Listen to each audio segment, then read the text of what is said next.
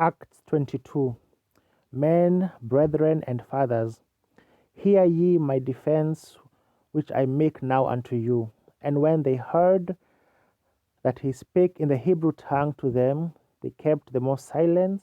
And he saith, I am verily a man which am a Jew, born in Tarsus, a city in Cilicia, yet brought up in this city at the feet of Gamaliel, and taught according to the perfect manner of the law of the fathers, and was zealous toward God as ye all are this day.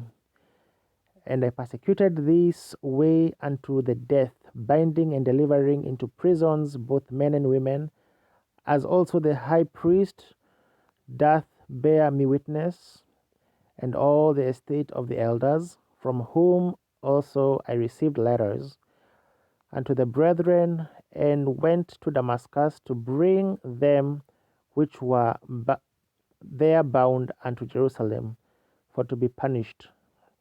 And it came to pass that as I made my journey, and was come nigh unto Damascus about noon, suddenly there shone from heaven a great light round about me, and I fell unto the ground, and heard a voice saying unto me, Saul, Saul, why persecutest thou me? And I answered, Who art thou, Lord? And he said unto me, I am Jesus of Nazareth, whom thou persecutest. And they that were with me saw indeed the light, and were afraid, but they heard not the voice of him that spake to me. And I said, What shall I do, Lord?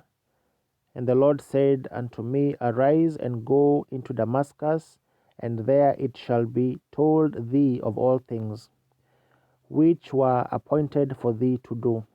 And when I could not see for the glory of that light, being led by the hand of them that were with me, I came into Damascus. And one Ananias, a devout man according to the law, having a good report of all the Jews which dwelt there, came unto me and stood and said unto me, Brother Saul, receive thy sight. And the same hour I took up upon him. And he said, The God of our fathers hath chosen thee, that thou shouldest know his will, and see that just one, and shouldest hear the voice of his mouth. For thou shalt be his witness unto all men of what thou hast seen and heard. And now why tarriest thou? Arise, and be baptized, and wash away thy sins, calling on the name of the Lord. And it came to pass that when I was come again to Jerusalem, even while I prayed in the temple, I was in a trance, and saw him saying unto me, Make haste and get thee quickly out of Jerusalem, for they will not receive thy testimony concerning me. And I said, Lord, they know that I imprisoned and beat in every synagogue them that believed on thee.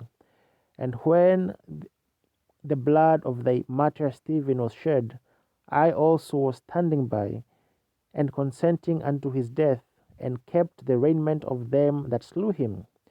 And he said unto me, Depart, for I will send thee far hence unto the Gentiles. And they gave him audience unto his word, and then lifted up their voices and said, Away with such a fellow from the earth, for it is not fit that he should live.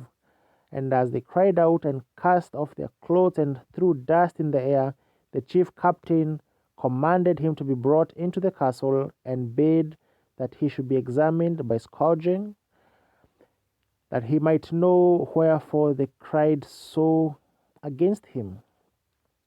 And as they bound him with thongs, Paul said unto the centurion that stood by, Is it lawful for you to scourge a man that is a Roman and uncondemned? When the centurion heard that, he went and told the chief captain, saying, Take heed what thou doest, for this man is a Roman. Then the chief captain came and said unto him, Tell me, art thou a Roman? He said, Yea. And the chief captain answered, With a great sum obtained I this freedom. And Paul said, But I was freeborn. Then straightway they departed from him which should have examined him. And the chief captain also was afraid, after he knew that he was a Roman, and because he had bound him.